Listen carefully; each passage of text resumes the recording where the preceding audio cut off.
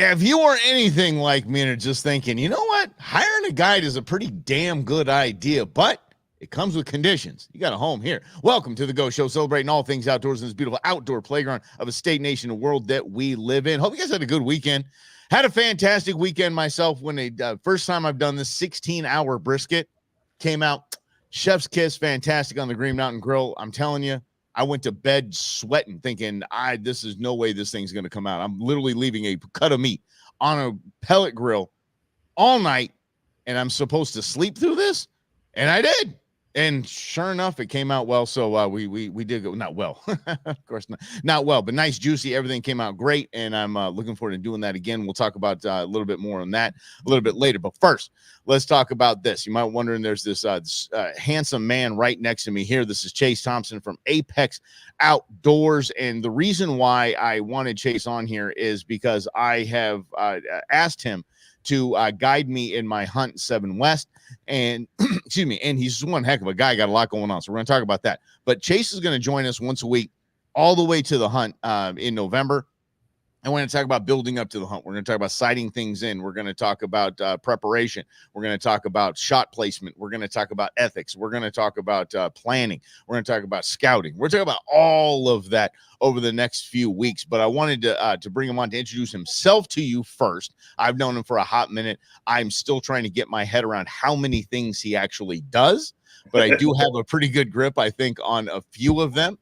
So my man is a veteran. He is a conservationist. He is an outdoorsman, and he is absolutely 100% wheels off, sold out for all of you to be independent, successful, safe firearm owners and to enjoy the wonderful world of shooting sports as well and keep yourself protected. So Chase, Apex Outdoors, talk to me about this. Say hi to the crew. Tell them who you are. Give them a little bit of your history and how you landed in the spot you're in.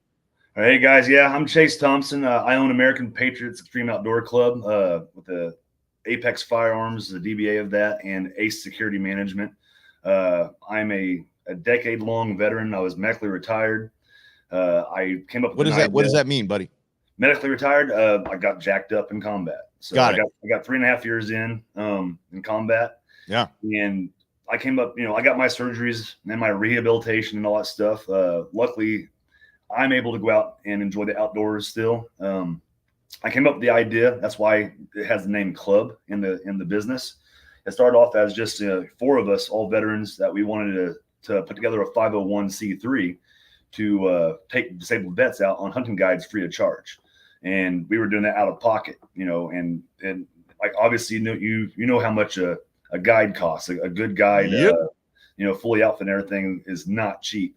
So that's all out of pocket for us. And so I decided to take it a step further, because getting the donors and building up the time and all that stuff to do the 501c3 plus the red tape you got to jump through with the government, it's hell. So I decided to skirt that idea and go into an LLC and bring this to the general population, doing the hunting guides, doing the wilderness survival training. And what I found, my passion is guns. I love shooting. I'm a competition shooter. I train competition shooters. I joined the military because I wanted to protect, my country and my family. So I decided to instruct instead. So I went and got my NRA certs, my USCCA training, and I didn't want to stop there. I wanted to go even further. I want to have every single certification and license I could think of to be a firearms instructor. So I went as far as getting my Arizona State Department of Public Safety license as well, so I can instruct officers. Okay. But the only way you can do that is either work for an agency or own an agency. Well, I've been a business owner for a few years at this point. I'm like, you know what? I can't do it. I can't work for somebody. So I decided to start my own agency, which you see in the background here, Ace Security Management. And now I get contracts to go train, LEO and train security companies and stuff like that. So, guns are my, are my passion. I love shooting. And I still use a portion of my profits to take disabled vets out on these hunting guides. So, and I love the outdoors. I love shooting. It's forest bathing is a real thing. It takes away all the stress. Hell yeah. Hell yeah. Okay, no, he brought up forest bathing. I didn't. See, y'all thought it was some hippy dippy term that Uncle Mike was bringing you. Something like, oh, he's dating a liberal now. He's talking about forest bathing. Oh, here we go.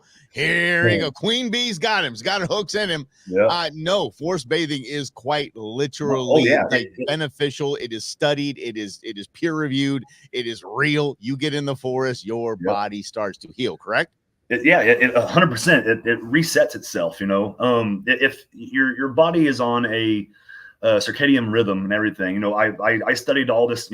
Animal psychology, human psychology. I did all this in order to be a great guide and a great instructor. Having to understand the ins and outs and the human psyche and animal psyche, so I can be successful in everything I do.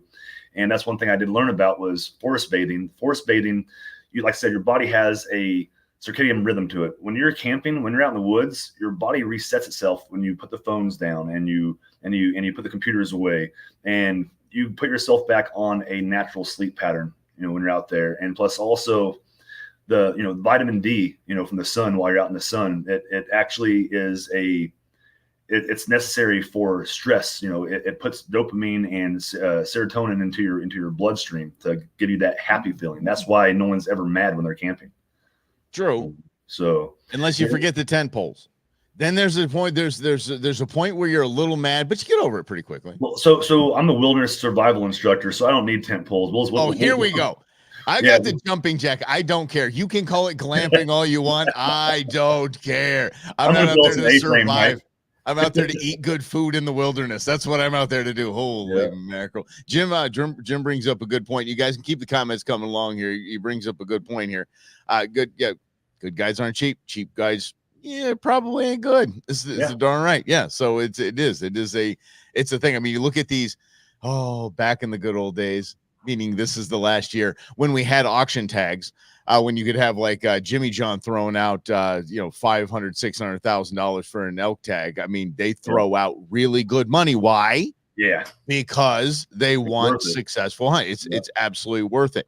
Now, that was glamping. I think my 35-foot Class A is yes. Well, that's glamping. I'm just gonna say that's just basically just moving your house somewhere else. Yeah, and which is fine. Which, by the way, I don't think I've ever given anyone grief for any kind of glamping, because here's the deal: you're out of your house. You're gone. You're out. You're up in Flagstaff. You're down in the south in the Kofas. You're in the desert. You're by a lake. You're by a stream. Still good. That's step one. Get your butt out of the city, out of your house, and out of your routine, and somewhere else. I don't care what you sleep in when you're out there. I just say get outdoors and just enjoy the. 100%. I mean, I always when we were younger, we always made fun of the hobos on the side underneath the bridge next to the river. Now I want to be the hobo in the van next to the river. Right. So and I used to get on my Harley and just take off, and all I would take was a sleeping bag and a mosquito net, and I would literally throw that up, and I go for like 2 or 3 dates on that.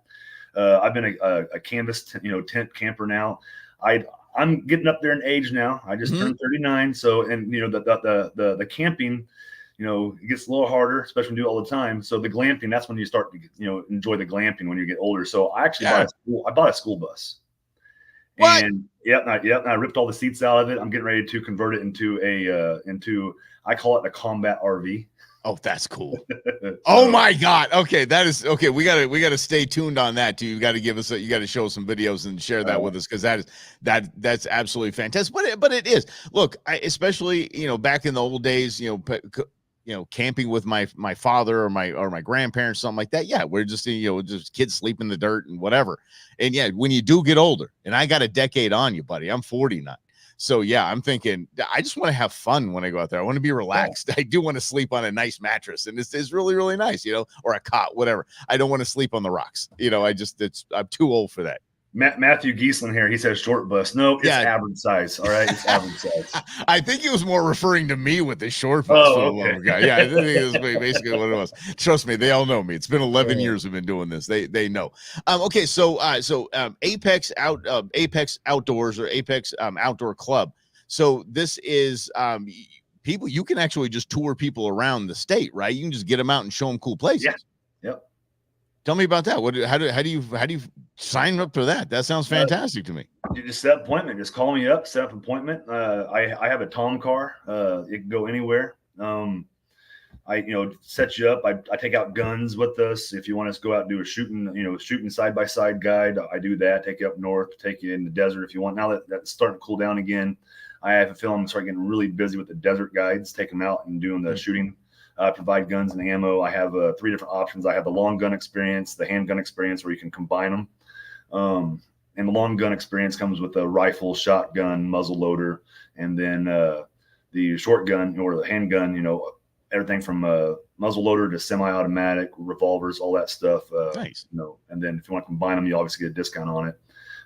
That's like a 3-hour trip. Take you out there, show you around some trails, do some shooting, and then it's fun. Just take you wherever you want to go. I know the entire state. I know all the cool places to go. Last year, I had a family that they had never been camping before, and they wanted to go camping. So I took them out on a camping trip. They hired me to outfit them. No way. And so wasn't any hunting involved, just a camping outfit. So I took them out, and we went up to 7 West, where we're going to be going. And they wanted to do something that they never experienced before, and I pushed them because I said, if you want the full experience, the outdoors, you got to actually involve yourself, and you have to basically drown yourself in the experience, or else you're not going to enjoy it. You're going to spend all this money on something that you're not having any fun and no experiences. You might as well be sitting at home watching TV. Yeah. So I took them to the lava tube cave up there and made them hike down a mile down, and they didn't like it at first, but once I got them that second wind, they pushed through it and they were fine, and they came out smiles on their face. I think maybe they had ears, but there's big smile. So. That's fantastic. And now there's going to be no working with him after this. Okay, fine. Yes, he's a celebrity. I know he's all over the place. You can't escape him. Yeah, we were actually talking about Don McDowell before the. I'm glad that's actually Don's one listener right there. I didn't know that was you. I kid because I love Don and I go way back. So okay, let's get this. Let's just take the first step into this if we could. Because obviously, we can, but give me your website too, so you know what's going on. Yeah, so the website is patriotsoutdoorclub.com. So it's Patriots with an S, outdoorclub.com. Perfect. Yeah. You guys upgraded that. Did you? What's that? Did you upgrade that? What do you mean? It seemed like you had some new features. I don't know. Maybe it was just I just upgraded the website. I took some stuff off. In business, you got to find out what works for you and what doesn't.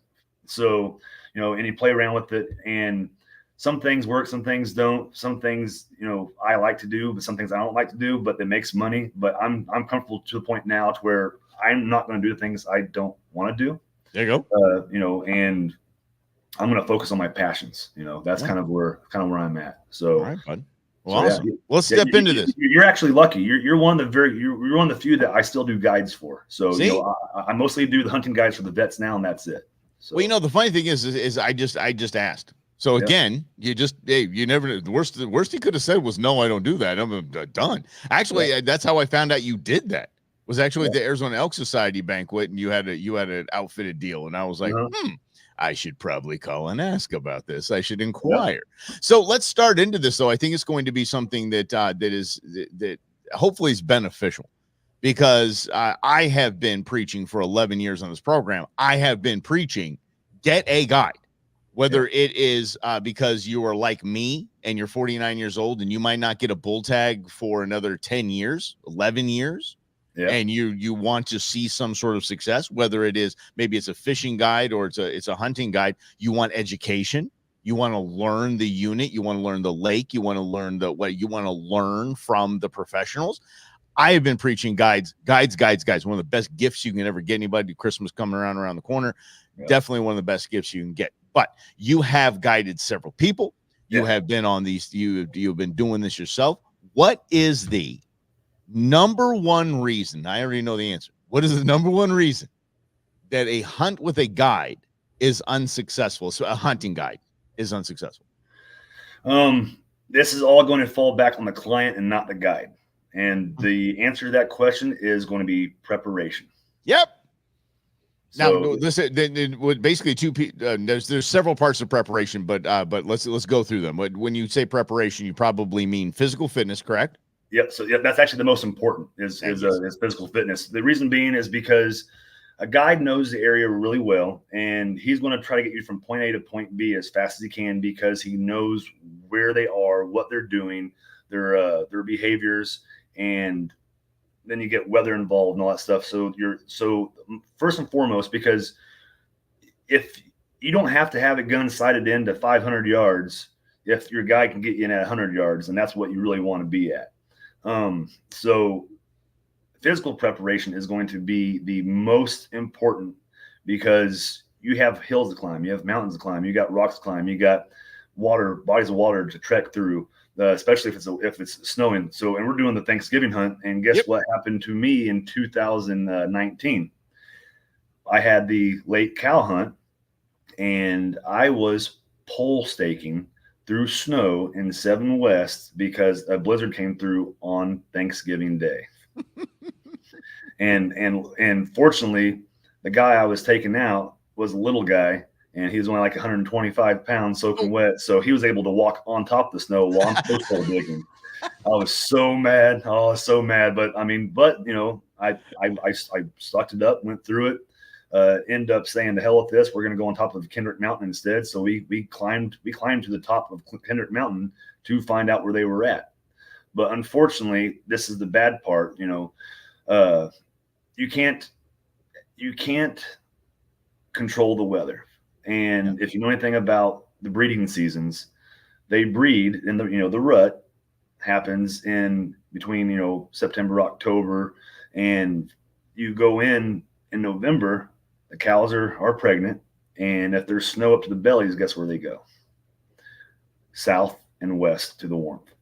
So fortunately, I had guides. I actually had the same day I had a veteran guide going on in Unit 10, and they were able to successfully take 3 cows over there because there was no snow over there, but there was a ton of mud. It was so bad. I mean, like I drove in. I had a black truck. When I came out, it was brown. Oh yeah. When I was walking around with them, I had concrete feet. Like by the time I was done. So, but you can't do any of that had you not prepared prior to, had you not done the training, not even hit the gym. I always say that because people hate going, like me, I hate going to the gym. I will not go to the gym. I just think it's dumb. I think it's a waste of time. To me, a lot of people go to the gym. Queen Bee goes to the gym. She was just at the gym. I don't knock anyone for going to the gym. I just hate it. So I want to do my own, whether it's hiking, whether it's biking, whether it's land paddling, whether it's anything that can get me in shape for any type of, even in the most perfect terrain here in Arizona. Yeah. I mean, perfect weather, in Arizona, you are going to experience some terrain that is damn near impossible if you hadn't put in at least a little bit of time, damn it, and worked on some physical fitness before the trip. Honestly, the easiest way to train for a hunt, especially if you're planning on trekking in and backpacking, is backpack. That's all you gotta do. Take your pack out. Weigh your pack that you plan on taking out with your rifle, and find out how much weight you're actually gonna be carrying, and then double it, and take that out and walk. Just walk the streets. My ex-wife, she used to give me hell all the time because she said, "You look stupid," because we take the dogs for a walk. We go walk with the boy. And, my son, we just go walk around. He'd be in his little, push stroller and have the dogs with us. And I'd have on this 150-pound pack on my back. We just go for walks. And then, me and my volunteer guides, I take them out. We've done Thunderbird, then we've done Camelback. And then we did the 19 up in Yarnell. Okay. Yeah. So, God, dude, I turned around. I got spun around on that. Yeah. I did. That is not a hike for beginners. No. And we did it with 150-pound packs. Woo. Yeah. Okay. Whatever. I was carrying water. Okay. So, I mean, dude, whatever. Yeah. but that's it. And even if you're walking around your block, sometimes, hey, put 1 foot up on the sidewalk, 1 foot down on the street, 1 foot, get your body and your ankles used to your knees and your hips, or, just you can do everything around there. My girlfriend, Queen Bee, she lives almost 4 miles away. So I don't drive over anymore. I've started training for our hunt that we're going on. I just either walk or bike over there. When I talk about bike over there, it's not like Lance Armstrong. It's a lumbering beach cruiser. Those things are not. Oh yeah, you're just humming on the thing. It's not like you're actually. Yesterday or the day before, I was passed by someone on one of those road bikes, one of those pro road bikes, and it was like I wasn't even moving. You had to have been going 25, 30 miles an hour, just So I was like, man, yeah, this is a whole different ball game. But it is something. So hiking is big, and there's no lack of places around the valley to hike. Oh no, anywhere. And you don't have to do mountains. Like I said, just conditioning your body to hold weight and condition your joints to move with that type of weight. And the reason why I do 150-pound packs, obviously, you're like when you're hiking in, you're hiking in light. You want to go as light as possible. You want to have minimalist type equipment when you're going in. But the whole point of going in is to be successful and hike out. Yes. So, and now if you're in, if you're 5 miles in on a hunt, and you have a pack, well, guess what you got to do? You got to find somewhere to stow, or hopefully, if you have a tree nearby, to hang the elk meat up. Yeah. Because you're not going to fit an entire elk in your backpack. So you're going to have to pack out 5 miles back with that weight, pack in empty, and pack out again. So, and the average bull elk is between 600 and 800 pounds. The average cow elk is between 300 and 600 pounds. So you're talking about once you cut them up and quarter them out, you're talking about half their weight is going into your pack. So you're throwing 300 pounds of meat and bone into a pack. Well, it's probably not going to fit first off, but at least 100 pounds of it will. Sure. And you got to pack that out. So all I want is I want the skull in the backpack picture. It's for the gram, buddy. It's for the gram. For the gram. So excited about being out there and hunting with you. But I am committing this to you right now, and it has started. My peeps here will back me up on this. It has started. The dad bod is getting in shape for Thanksgiving weekend, so it will be there, ready to go, and I won't let you down in that regard. For sure. Shooting, we will get into in a whole different episode. that might let you down, but I'm telling you, man, I'm going to be able to pack it in, pack it out. I tell you that. Listen, we do have a question for you here, buddy, real quick. See here, my man Grizz. All right. So what if there is a veteran who wants to go who is disabled? What do you got going on there? Well, that's what I'm saying. That's what I do. I take disabled vets out. That's my whole. The whole reason why I started this, I used, a portion of my profits to do that. Last year alone, I took out 1, 2, 3, 4, 5, 6. I took out 6 veterans out of pocket from my profits. And if you think about it, and one was on a weekend-long dove hunt, and then one of them was on a 4-day duck hunt, and then there was another was elk hunt. The elk hunt. That one actually made me mad because and you talk about the shooting, with the disabled vets, I provide everything I can to make it as comfortable for them. Like if we got to carry your ass in, we'll carry you in, Yeah. That's what we do. So I've had guys that have, ambulatory issues with their legs, and I've literally say, don't feel bad about this. This is my job. This is what I'm doing. I'm doing for you. You're my backpack. Put your legs around me. Put your arms around me. I'm carrying you across this mud. And I've done that. I've done that to take them out to the duck blind. But use the Yoda and Luke Skywalker reference. That might help them through it a little bit. You know what I mean? Because then you're cool. You're a Jedi Master. Hop on the back here. I got you. Yeah. Basically. Yeah. Right. Yeah. So I was the Luke Skywalker and he was the Yoda. So, yeah. There we go. Yes. But yeah. And so, this one gentleman I took out, we called him in. We got this cow elk to 64 yards, and the gentleman was using a muzzle loader. He wanted to go old school to flintlock. Oof. He loved to shoot, but he'd never been hunting before, and he couldn't pull the trigger. And so as a hunting guide, that kind of puts you in like a situation of like, I didn't feel like it was a success. But at the same time, I knew it was successful because I put them on it, and right. I take them to the range beforehand that preparation. So I took him before, about 2 weeks before, and made sure his gun was sighted in, and he was able to shoot it, out to 100 yards easy because it was a muzzle loader, and he was all sighted in. Everything was good to go, but he couldn't pull the trigger on the animal. But he did say he did have the best time out there though, because I provided a gourmet meal at camp. So Nice. he's like, this is a great time. So. Yeah, and by the way, because flintlocks, I think what are the two expressions I can think of right at the top of my head that we use all the time? What was that? Keep your powder dry. Yeah, keep your powder dry. And flash in the pan. That's where that comes from. Pan, that guy's just a flash in the pan. Yeah, because the spark has to hit the pan. And it has to find this little tiny hole. In case you don't know how the flintlock works and how basically we won this country, and this little spark has to find a hole, and then it has to ignite. If you're going to talk about the hole, you got to say what the hole's name is. Okay, what is it? Cockhole. Cockhole. There you go. Yes, that's the thing. People don't know what bungholes are, and I was like, it's not what you think it is. It's literally the side of a whiskey or wine barrel. That's for sure. Yeah. You learn so much on this show. Yeah, it's so funny because I was at the park one day with my son, and my friend was with me, and we were watching the kids play, and we're talking about going hunting. I'm like, oh yeah, my this woman looked over at me in just such disgust. I was like, yeah, I didn't get a good flash off because my cock hole was plugged, and she looks over at me with such disgust. And like to us, the hunting types, we don't think nothing of it. Like we don't even think that, what other people might think this is. But I'm like, yeah, the cock hole is plugged. And she's like, and she grabs her daughter and walks away. I'm like, what was that? What? Oh.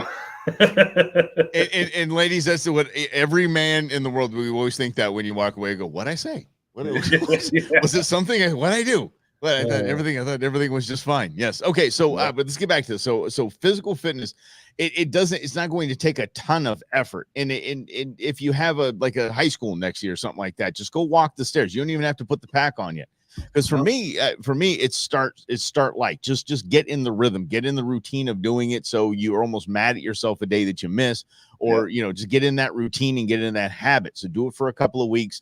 And definitely start now, because we're right on top of hunting season. Every time you open that garage door and you get that little hint of mildly cool air, you're like, oh yeah, here we go. I woke up the other morning and it was, I'm like, ooh, it's brisk. Mm-hmm. Like, the women are thinking it's pumpkin latte, spice season, and I'm over here thinking I can't wait to go to Pumpkin Center and climb Kendrick Mountain.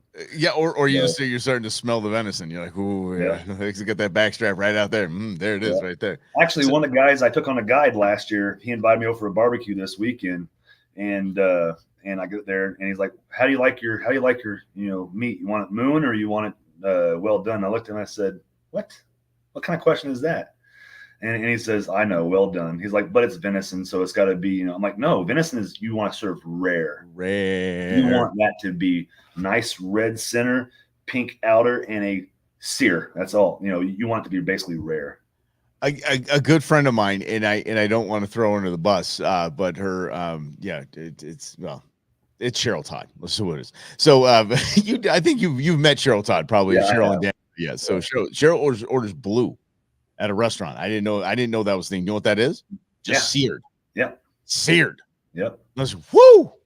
Yep. That's even for me, and I like some rare, but that is that's much for me. I remember my son when he got his bison. I remember he took a bite of the heart, and I was even feeling him on that one. I mean, he chewed that thing, he swallowed it. I was like, whoa. I was like, so heart is actually my favorite. I love heart. Heart is my favorite. Yeah. I do a nice a heart medallion sandwich. I'll put a whole stick of butter, whole onions sliced up, whole green peppers sliced up, and I'll medallion out the deer heart, and I'll throw it in there, and I'll keep it there until the onions and bell peppers are just enough to be loose, and I throw it on a brocherie bun. So there's nothing wrong with this. There's absolutely nothing wrong with what you just said. All right. And that, by the way, that gets into your physical fitness and your training, because we all know that game meat is the healthiest meat you could possibly have. All right, guys, this is Chase. He's going to be with us once a week. We're going to be just getting prepared. We're going to set up a series of chats to have getting prepared for the hunt. in November. So he's going to be hopefully pleased with his client who is in physical shape and can shoot. We'll see, but we're gonna get into sighting rifles. We're gonna get into cleaning. We're gonna get into the whole nine things. Hold on, give me a second. I know the show's over. Hold on. A little coffee there. The whole 9 yards with Chase Thompson from Apex Outdoor Club. Thank you so much for hanging out with him. Thank you for hanging out, buddy. I appreciate you. Thank you. We'll see you next Monday as we start getting into the preparedness when it comes to firearms. So we're going to get into that next week. And y'all, thanks for playing along. And if you guys have any questions from him, how can they reach out to you, buddy? All right. My phone number is 480-708-1564. Consultations are free. I have no problem talking to you on the phone. Email is patriots with an S, so patriotsoutdoorclub@outlook.com, or just go to my website, patriotsoutdoorclub.com, and all my social media is on there. All my contact information is on there. I have a shop over in Glendale off Thunderbird Road, and the address for that is 4920 West Thunderbird Road, Suite 108 in Glendale, 85306. Stop by, see me. I can talk to you. I'm open Wednesday through Sunday. I'm open late on Tuesdays 4 to 9. So yeah, come by and see me. Yeah, we just might have to meet up the road at Magnum's off Thunderbird right there with the cigar and a drink. So I'm gonna be like gentlemen. All right, buddy. Well, I appreciate you, y'all. Thanks for hanging out, and we'll see you next time right here on the Go Show, celebrating all things outdoors in this beautiful outdoor playground of a state, nation, and world that we